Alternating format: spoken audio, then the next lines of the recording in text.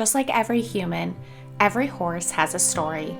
There is a unique bond with all the history behind humans and horses, an unspoken connection between the two species. We will take a closer look into the day-to-day of two Arizona horse farms. The women who run the day-to-day operations of each farm have dedicated their life's work to helping horses and humans live better lives.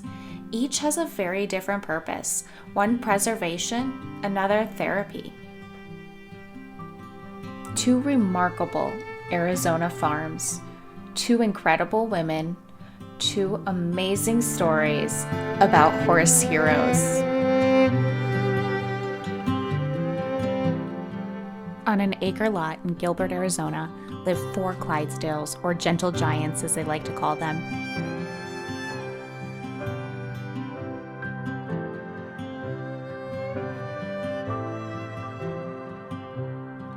There are less than 5,000 Clydesdales left in the entire world. The Clydesdale population is classified as threatened. Extinction is forever. Threatened means there's still time.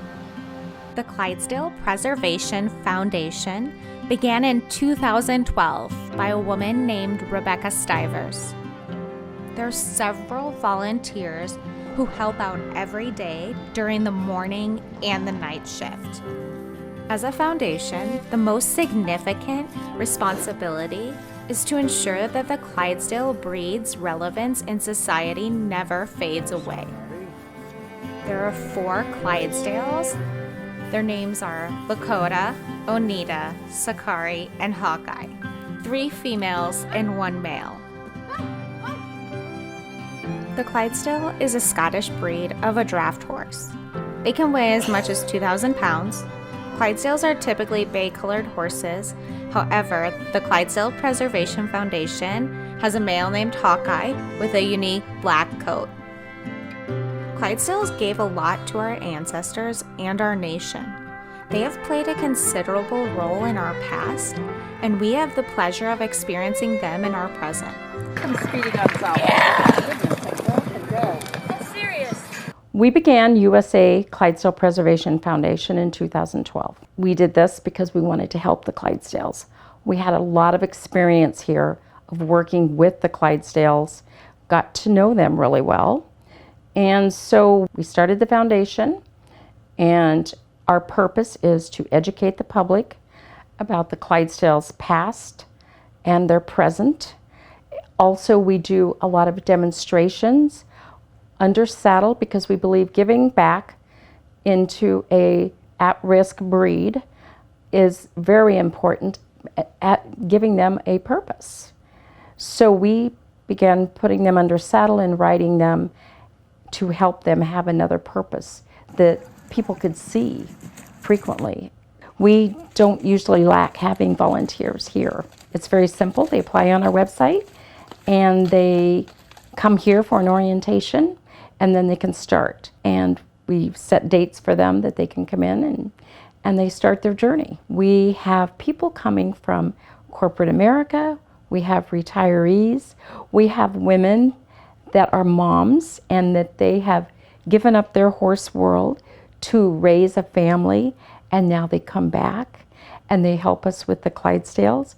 We have women that come from Canada during the winters and come here and spend every winter with us and help us take care of the Clydesdales. We have about 500 students that come here to help us with the Clydesdales, to learn about the Clydesdales, and they come and they volunteer, and they are amazing. All of these students come from our colleges, our universities, our high schools. We even have some tech schools that are here that teach the students to be vet techs or pre-vet programs. So we have a huge amount of volunteers that enjoy their time here. Our volunteers work very hard here. We have a lot of work for them to do when they come on staff here to take care of the Clydesdales.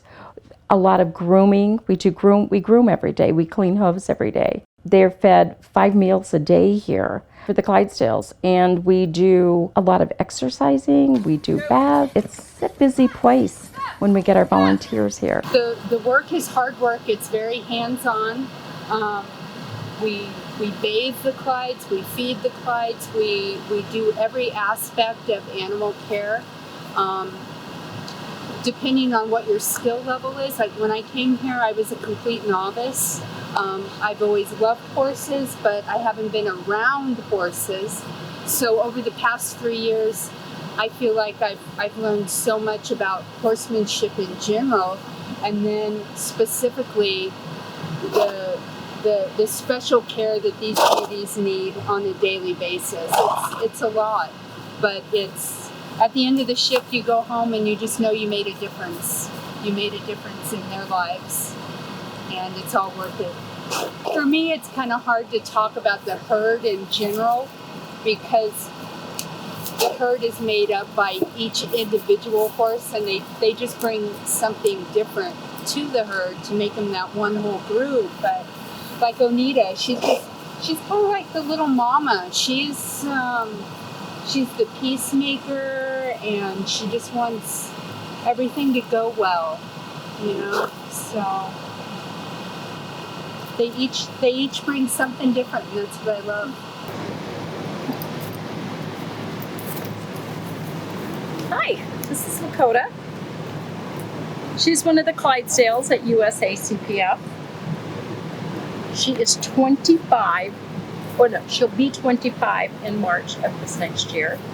She came from a breeder in Batavia, Iowa, and her name was Tracy Miller, and she has MTM Clydesdales. She's a very good, solid horse over the last 24 years. And she is a little bit traditional breeding, and she is wonderful. She has worked the entire time that she has been here. She started off by working in equine therapy for several years. And in fact, it was 14 years. And she worked with kids from the East Valley that had behavioral disorders and did a wonderful job. At 14 years, I retired. And then she got another job. She began working on the USA Clydesdale drill team. And she was such a good member of the drill team. She led them in many parades and other activities. And we did that for a few years, and then we decided that we were going to help with the USA Clydesdale Preservation Foundation.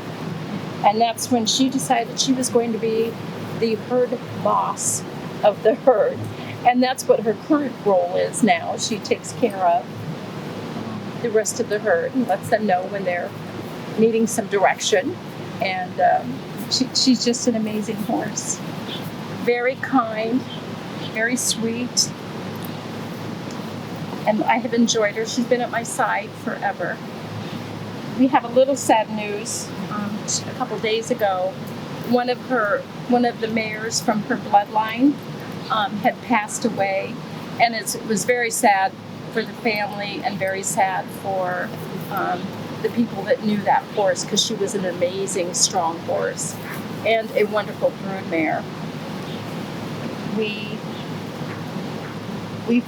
strongly feel that it's very difficult for those of us that think about preservation, that, you know, when you lose a mare that has, you know, given so much and could continue to give, it's a really missed animal in the Clydesdale world.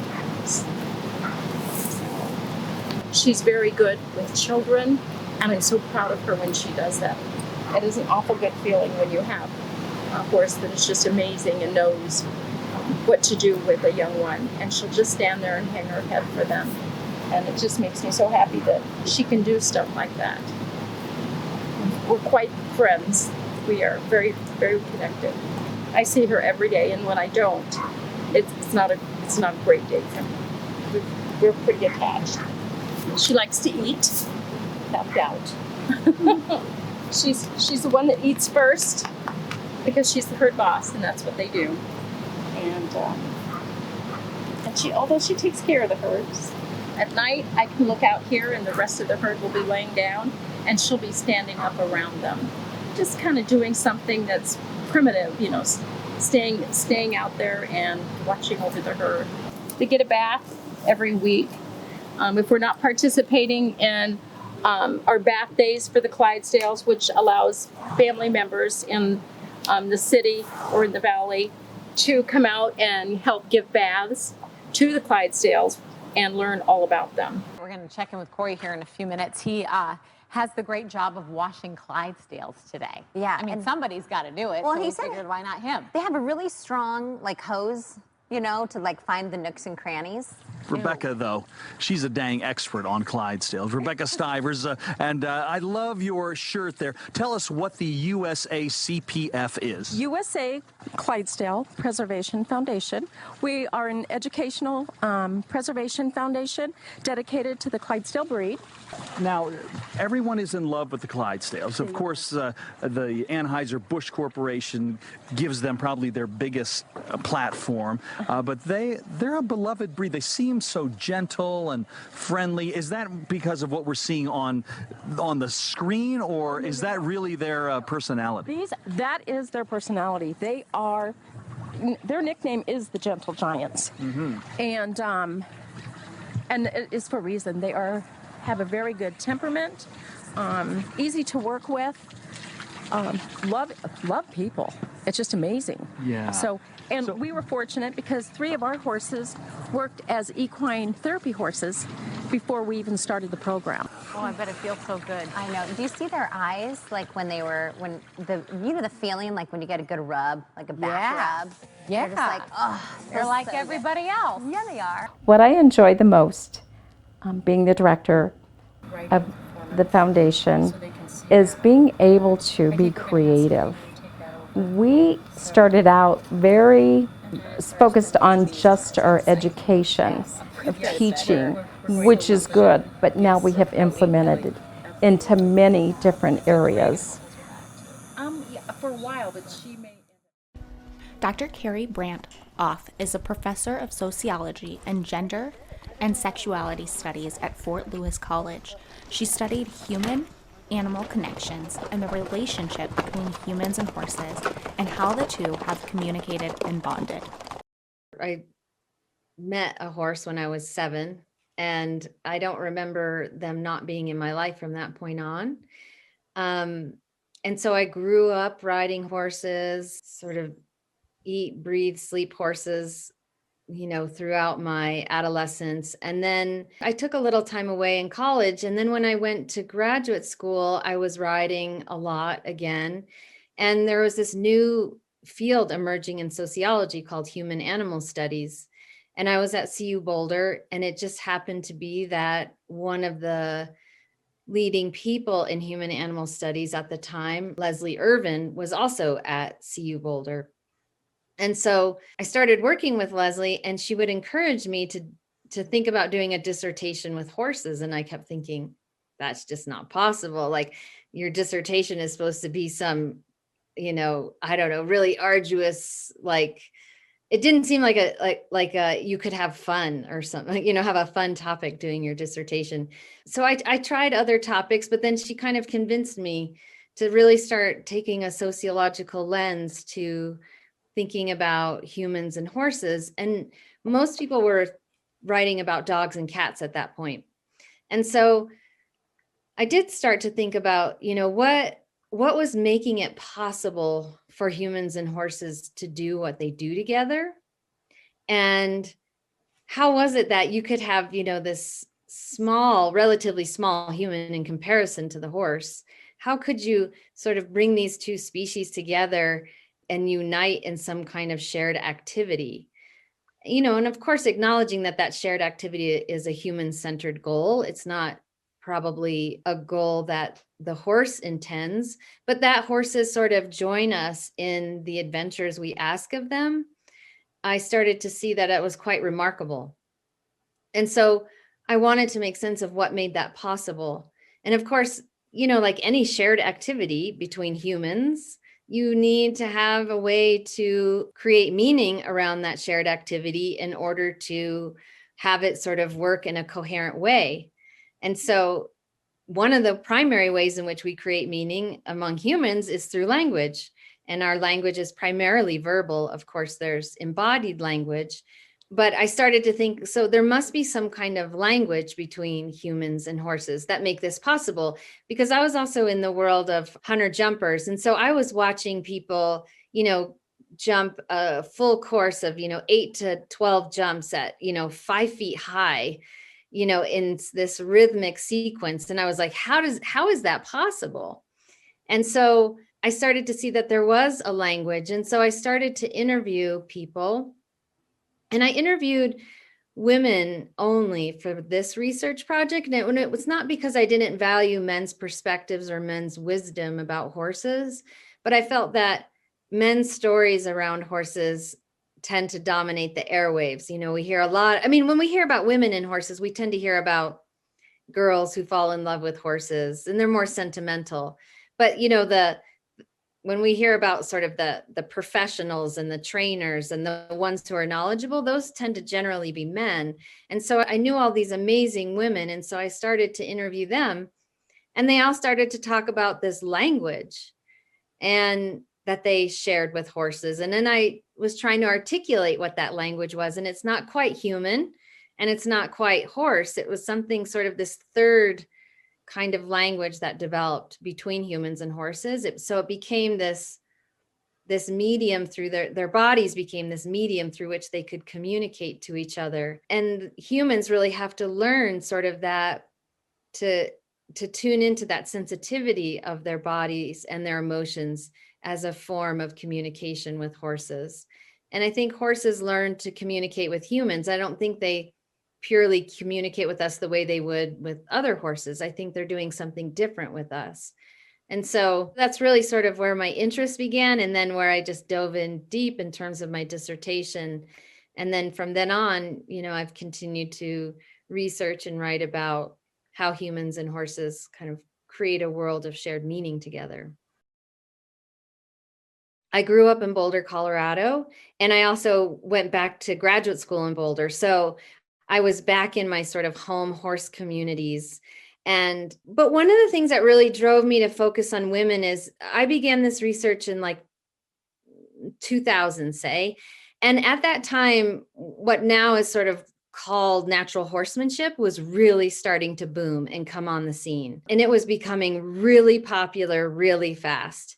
And right in front of my eyes, I was sort of watching this multi-million-dollar industry emerge around human horse communication. And what was so interesting was that it had all these men at the center of it. And they were primarily sort of cowboy-like men, primarily Anglo men. And I was like, well, that's interesting. I mean, not that a lot of these men weren't really talented, but I was like, where are the women?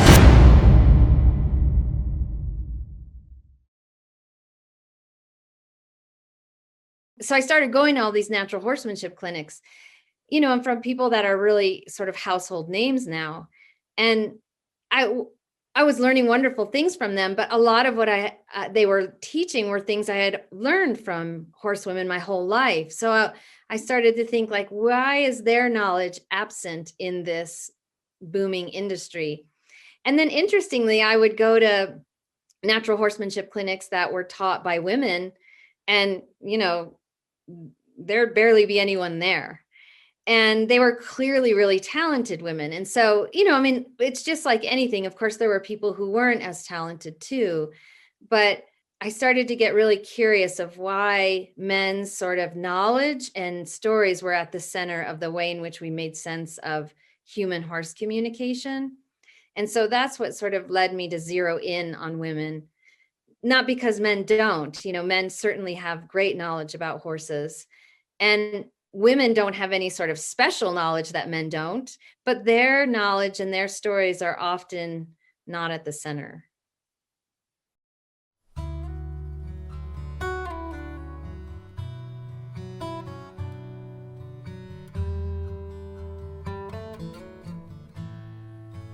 Founded in 1980 in North Scottsdale on a little over 14 acres is a horse property known as Camelot. Founder Eileen Stachowski is a horsewoman with a degenerative neuromuscular disease. Eileen spent years studying and learning from Joseph Rivers, a polio survivor.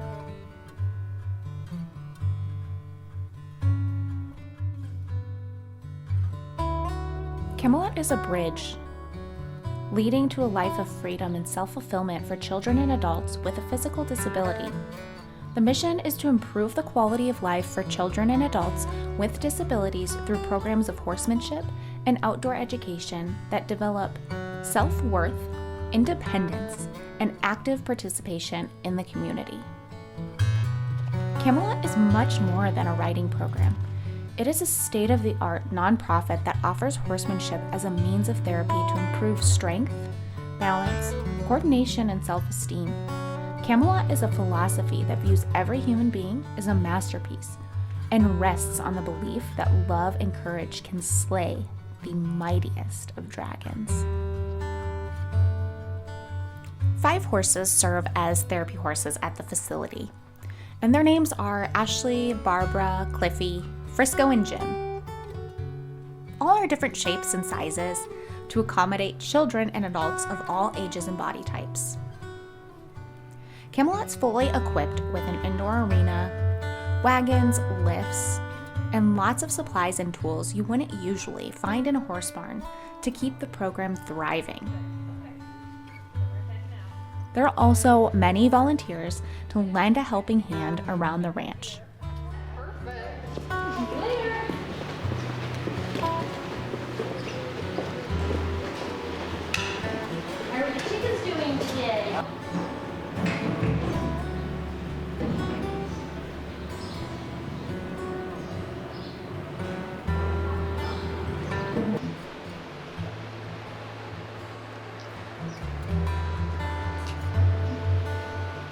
And of course, we can't forget about the coop full of chickens.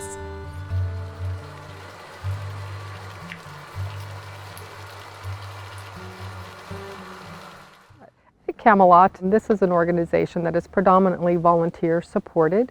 We have a team of about 40 volunteers. It ranges from 40 to 50 throughout the typical year.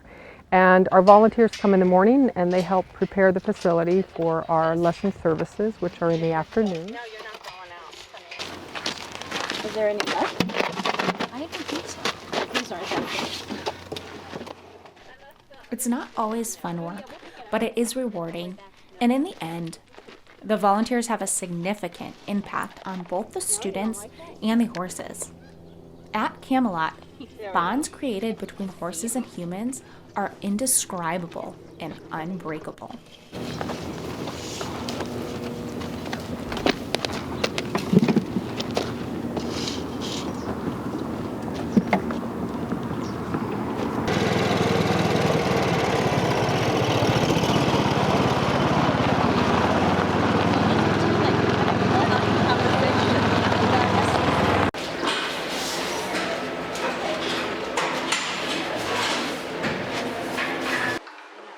And around 1 o'clock, our afternoon volunteers come, and they are going to be working alongside the instructors providing the riding lesson services.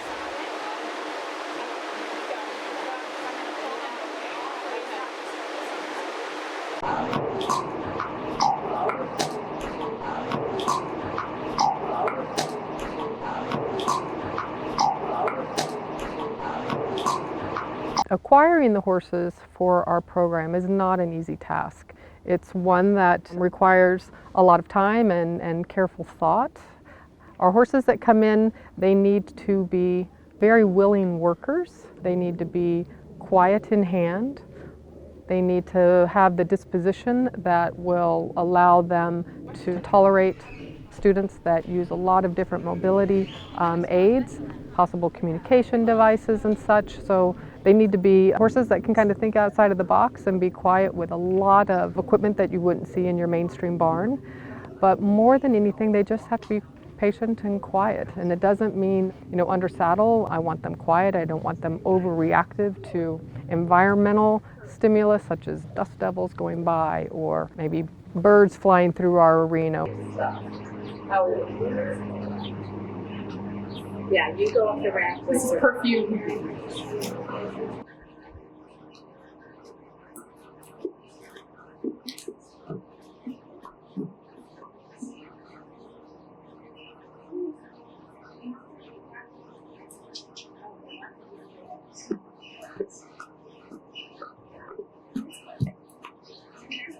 The volunteers at Camelot all go through a certification program. They must be knowledgeable and take the proper precautions when working with the students and the horses. So first, I'm going to move these reins up, just so that nobody touches them. Put your stirrup down. And you're ready. You're going to say, "Whoa, Barbara," and you're going to touch your saddle, swing your right leg over and start jumping into the saddle. Okay. All right, go ahead. "Whoa, Barbara." Well, swing that right leg up really high. Hightail it. Slide on over so that you're in the center. Okay, comfortable? Okay. These are a little bit short. I'm going to come down and maybe I have short arms. You know what's funny? I do have long legs for my body. Well, no, I shortened that. Oh, you did? Because I was longer on that side, so they were just like, I don't might be with you both did. Yeah. It always comes out. Okay, this one in. This. Go ahead. Give me a second. I'll go to the other side. I'm going to do two-handed. If you're comfortable with that. Actually, we're going to do two-handed. I'll just explain. When you're ready, you're going to ask her to walk on, and we're going to go into the arena. Walk on, Barbara. She was anticipating a gate opening. Like, I know what to do. Got 3 horse lengths in. Go ahead and ask her to blow, and I will check that cinch because you're not in an English saddle.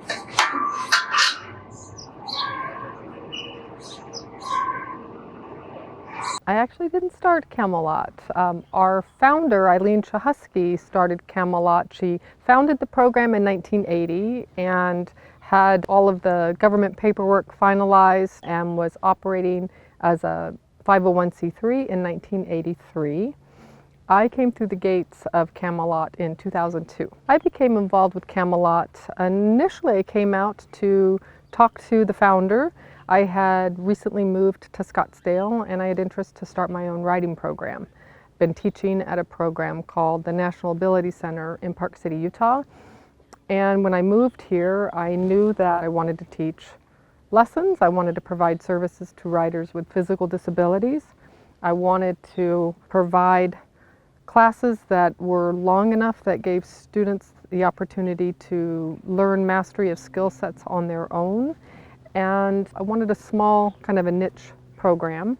So what I didn't know was how to start a program. So I came out and I met with Eileen to talk to her about how does one start a 501c3. What I didn't expect was to come through the gate and never leave. What I found when I came through the gate was exactly what I was looking to do.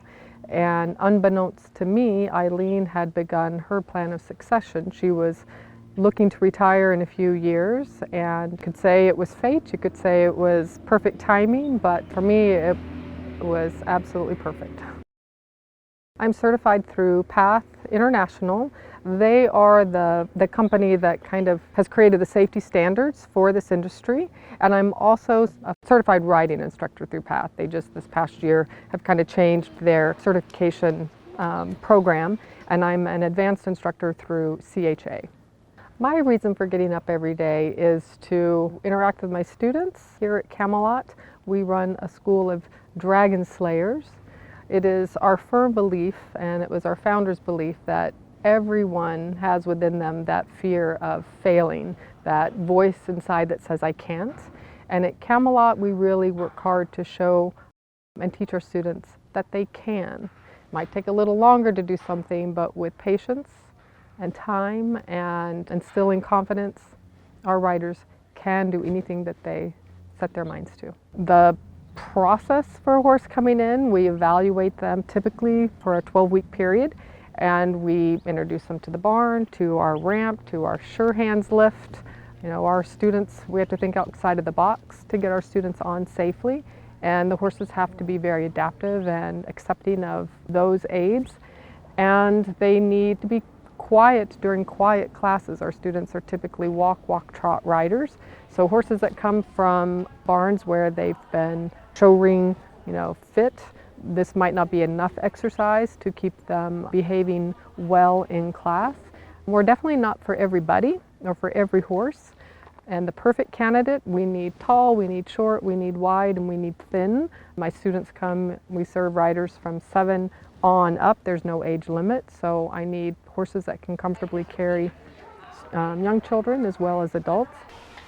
And they all have to be very willing to go to work. The horses that are figuring out how to avoid work don't do well in this program. You might have students riding that have no legs at all. They need to be willing to go forward with voice aids, with maybe a rider that's paralyzed on one side of his body and he has use of one hand, and that rein aid as they're asking their horse to go right or go left might not be a very clear communication. And the horses, as they get to know their students and they learn what they're asking of them, they need to be willing partners in that relationship. It's a hard task to find the right ones, and the right ones are worth their weight in gold. So how do our students find us? They find us through the web, and they find us by word of mouth. We get a lot of referrals from doctors and physicians, and so that word of mouth travel brings new students and that interest to the program. So there are a few things about this program that I feel sets us apart from other therapeutic riding programs in the industry. The fact that we're a curriculum-based program, and what that means is that our students come and they are going to get a very well-rounded education. They're going to learn, in addition to riding, we have driving and riding opportunities, and our students are going to learn how to groom, how to tack, how to ride or drive. They're going to learn the parts of the equipment that they are using. They're going to learn how to retrieve their equipment, where it goes, how to maintain the leather so it stays in good condition and will last for years. They're going to learn safety on the ground. They're going to learn about breeds, colors, conformation. We're very much like a 4-H or a pony club. We are just here to serve riders that have physical disabilities. If someone is strictly looking for physical therapy or hippotherapy, as it's referred to in this industry, we're not the right match. So if a doctor has recommended us to a parent, maybe they have a child that has cerebral palsy and their gait is affected, horseback riding is an excellent form of therapy to improve someone's gait and ambulation. But if that child is not interested in riding lessons, interested in being around the horses, in learning, then it just becomes something we're doing to them. And that's not really what we're trying to achieve here at Camelot. We want to work alongside our students, not do something to them. So it has to be a willing partnership from our students age 7 and up. And we also are the only program that I know of that provides hour-and-a-half-long private instruction at no cost to our students or their families. We have been operating this is our 37th lesson season. We've never charged a penny for our services, and we've been debt-free since inception. So all of those things combined, we have a setting that is absolutely serene in our beautiful Sonoran Desert. Our students come, they have the opportunity to interact with the horses, engage with the volunteers. Right now, because of COVID, that socialization, that interaction is something that our community needs desperately. So we're trying to be creative and keep students safe, avoiding person-to-person contact, but still allowing that community, that connectivity, which is desperately needed.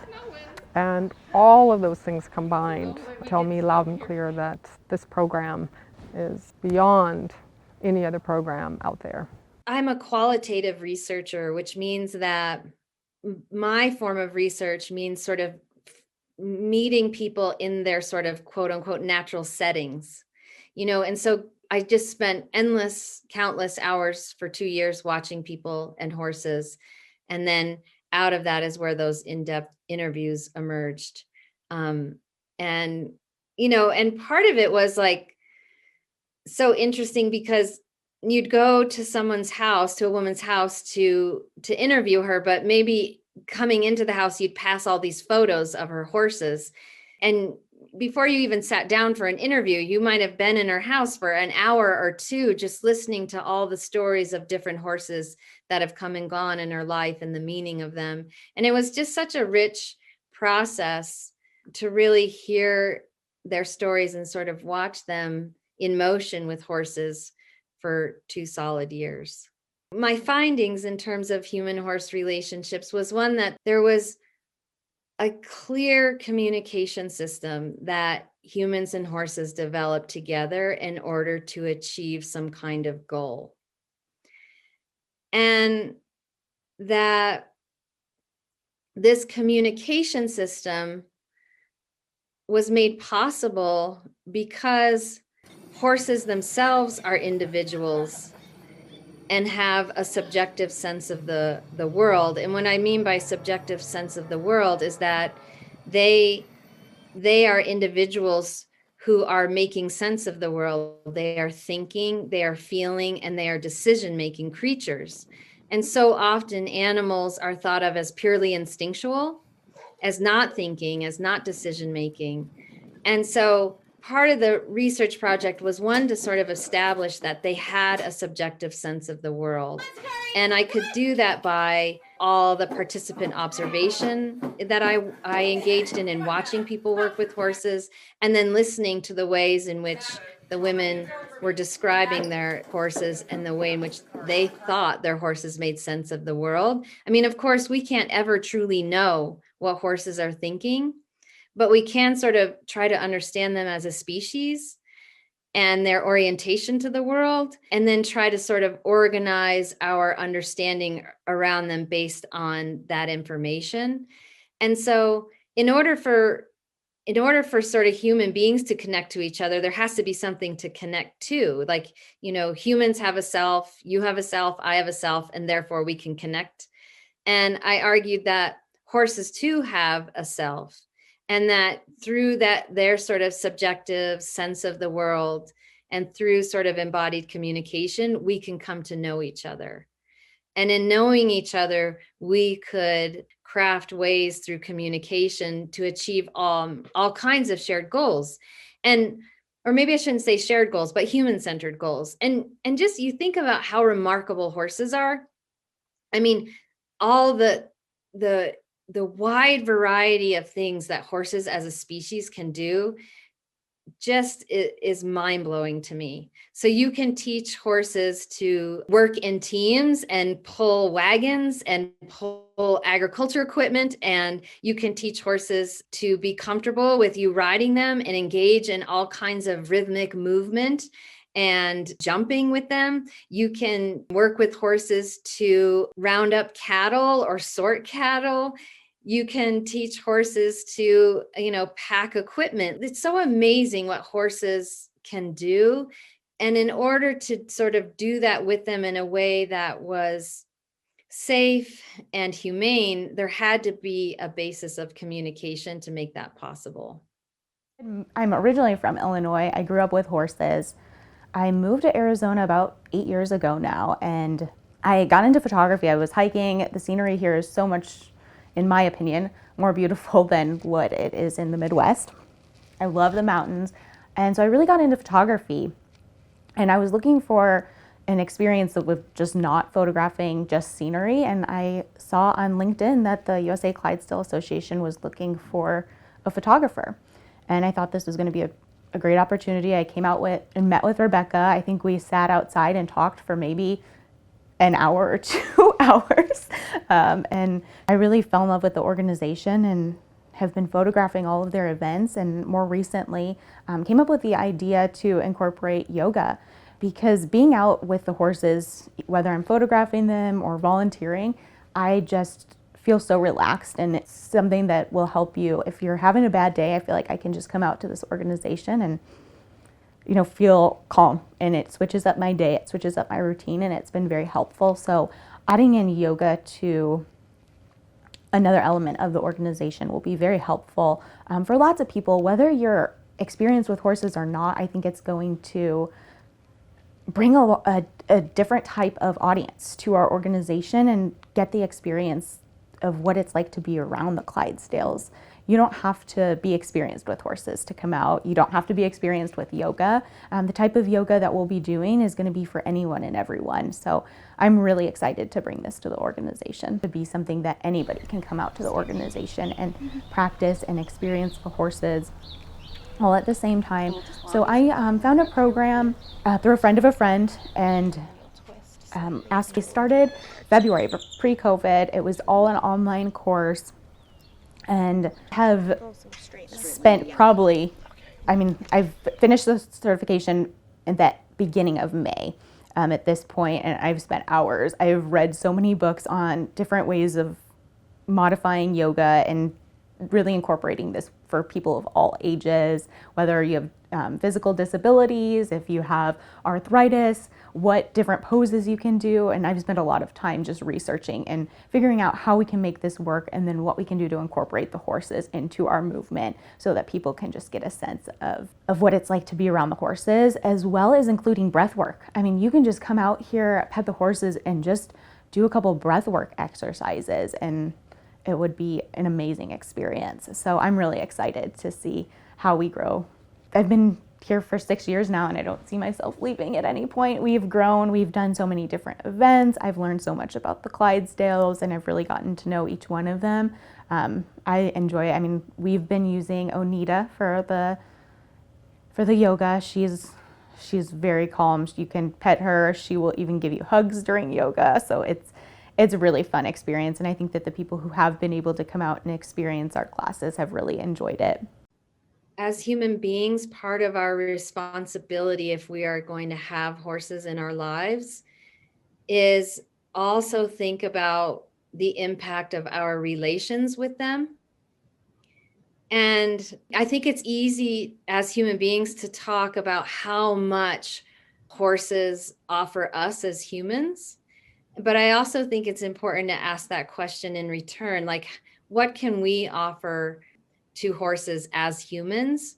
And how do we work diligently to really understand the equine species so that we care for them in a way that's best suited for them, that we are aware of not just their physical health, but their emotional well-being, so that we ask questions around how, wonder how our interactions with them might be affecting their emotional well-being as much as their physical well-being. And also not sentimentalize horses too much.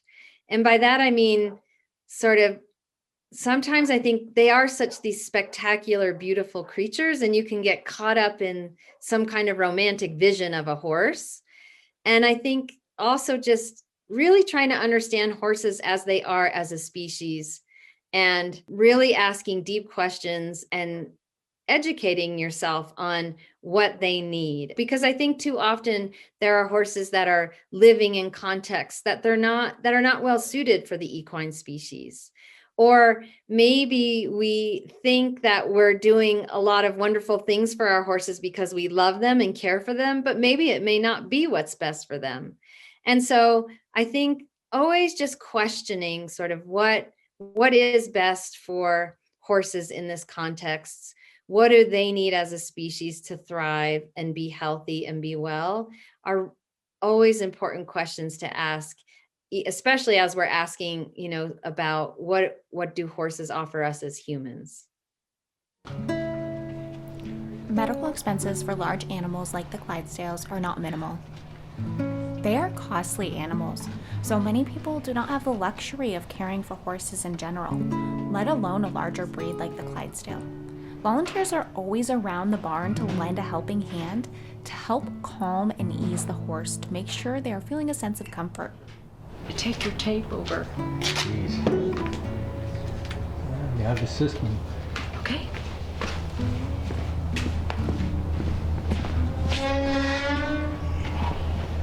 Professional hygiene.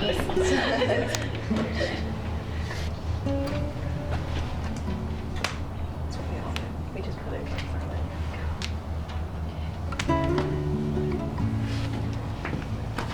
Oh! You just have to, we have to get her comfortable enough to. Yeah, I can just get her away. Pull her down for it. She did it pretty quick. She did well. Thank you. Yeah. And then show.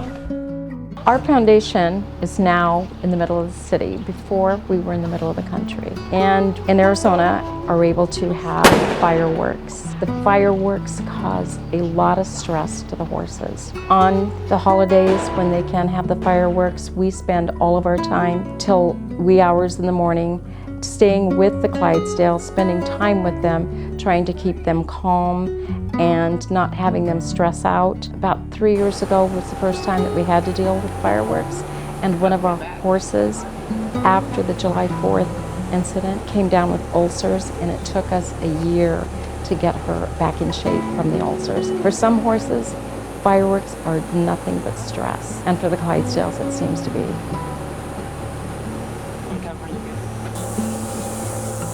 There you go. That's a spot.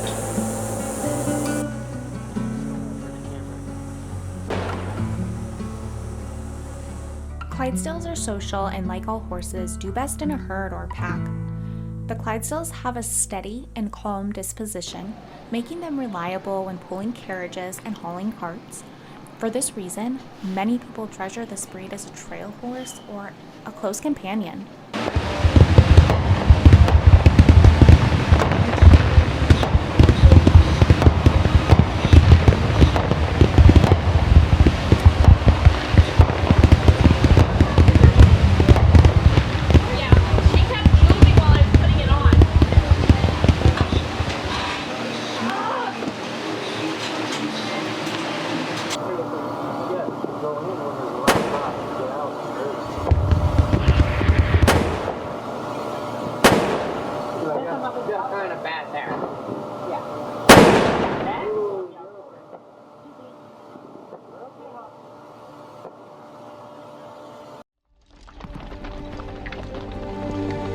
When we took them to war, none of them did well. We were using gases back then. They were wearing gas masks, the horses were. I mean, war is not good for people, but to put the horses in there, and it wasn't strong need at the time in World War I and World War II, but they did not fare well at all. It was very difficult.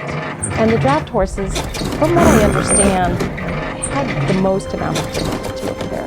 They eat a lot. I mean, they had to be fed a good amount of rations, and it was hard to do. Every breed, I can't remember how many hundreds of thousands of horses were shipped over to Europe. They pulled all of the artillery wagons, they pulled all of the ambulances of the day, and provided a lot of other work for the soldiers.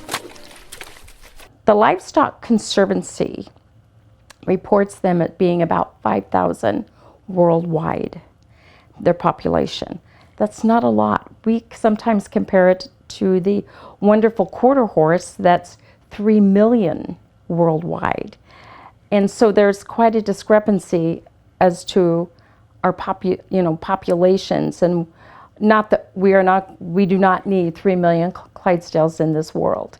We do need more. But that's where we are on that spectrum. So it's important that people know that, so they know why we are trying to create more purposes for them. They make excellent police horses. They have worked for years in therapy as therapy horses with youth. So they have a lot of special gifts that they can give back to the public. So we are hoping that through our education that we do here, that people are able to experience them more hands-on and to witness what they are capable of. And it is our turn for our generation to pick this up and for us to help this breed, or they will be gone. We'll see them in books, and that is it. It is our time.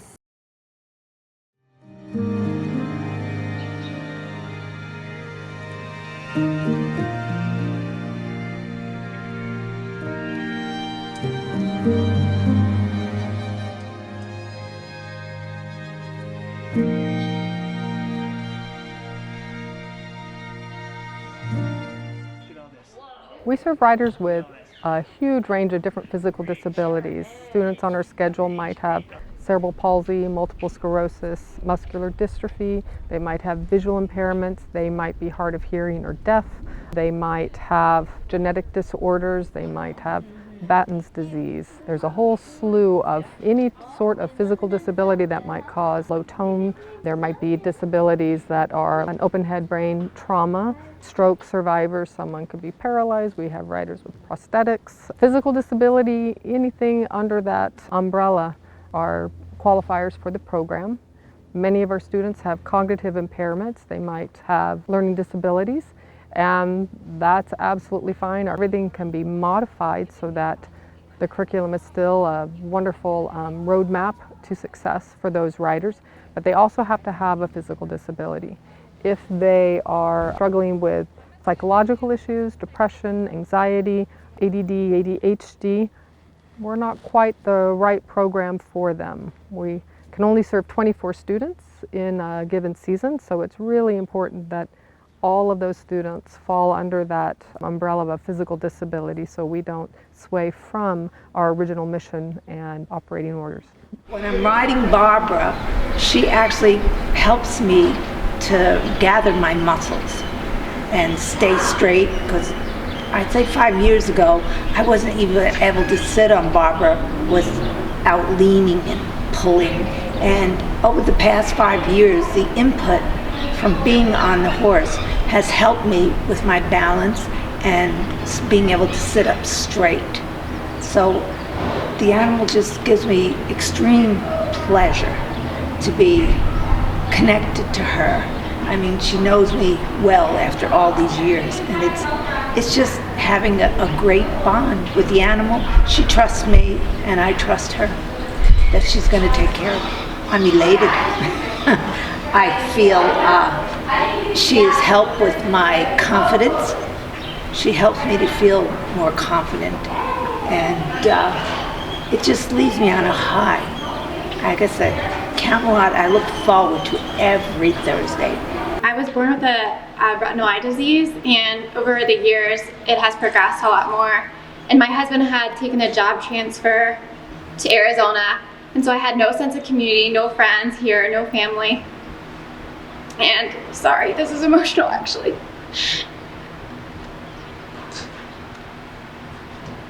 And I just was trying to find somewhere that I could go and find friends or people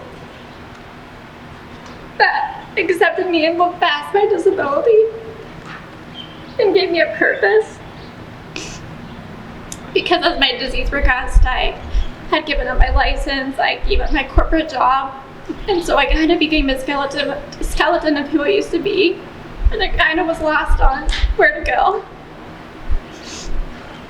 So I came across Camelot, and I just told my husband, you know, I found this place, can you take me here? And he brought me here, and Mary was just the sweetest person, and I just knew it was the right thing. And everyone here is just a true gem. They just have a heart of gold, and they really do see past any type of a disability or a difference, and that's very hard to find. And so I'm very lucky that I did find Camelot. When I came here, just the weight is lifted off my shoulders, because at home, or just when I'm in, you know, an everyday environment, I have so many things that I think about, all the stresses of how am I gonna do this, where's the restroom, how am I gonna find the restroom, just all the different things that I stress about kind of just go out the window, and I can come here and feel like how I used to feel when I had more independence, and kind of be a little bit more of the person that I used to be, and just, you know, be more independent is the biggest thing. When I'm with the horses, it's just a sense of no judgment, unconditional love. They're just so content, and they bring your mood up. They just make you feel like a peace almost when you're around them, and especially when you're on horseback with them. For me, it's just like a sense of freedom, and they're a part of the ride with you, so you don't feel alone, and it's just like a bond that you get with them. One of the things I found in the research is that all the women I interviewed, and even beyond sort of just the people I talked to doing my observations during those 2 years, many of them talked about having a sense of their embodiment that they likely felt they would not have had if they didn't work with horses. And so they had an understanding of their bodies as communicative, as a place where they could make sense of the world. Because, you know, in Western culture, we give primacy to the mind, that, you know, knowledge comes from the mind. Knowledge is how we make sense of the world. And a lot of the people were saying that their bodies themselves became this place where they could produce knowledge and make sense of the world. And that it gave them this empowered sense of their embodiment and this sense of their bodies as intelligent. And I think that might speak to one of the reasons why equine assisted therapy, or working horses and humans working together when humans have physical disabilities, that horses offer to humans an alternate sense of their embodiment that you can't get in everyday life. There's nothing I feel like you can get in everyday life that when you are on the back of a horse, like the sense of your embodiment that you are able to achieve on the back of a horse is so different than anything else you could experience, I think, by yourself, you know, or anything else you could experience with another human, because all of a sudden you're joining your body literally. I mean, you are body to body. I mean, there might be a saddle or a pad between you, but literally you're body to body. And this horse's body now becomes an extension of your body. And you can run so much faster than you ever could alone. You could jump so much higher than you ever could alone.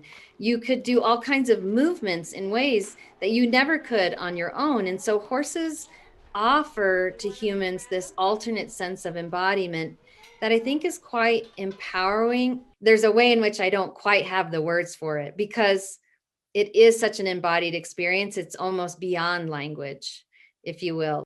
We don't have the words yet to describe that kind of embodied experience. And so I don't think we've understood well enough sort of what that is that horses can offer humans in terms of this alternate experience of being an embodied person in the world. One last step.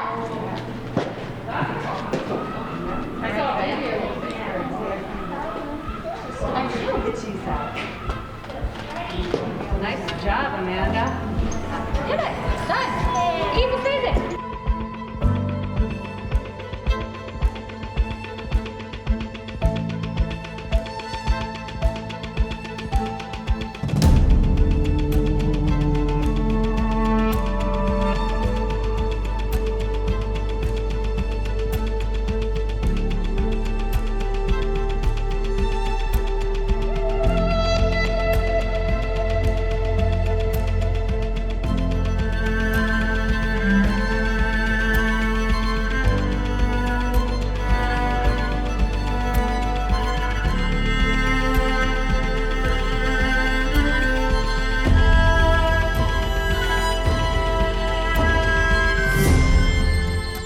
In the end, whether it is the Clydesdale or any other breed of horse, there's something special to be found in their existence. These animals are truly making an impact on humans in many different ways. The human-horse connection is something to be grateful for and appreciate from years past and cherished for the years to come.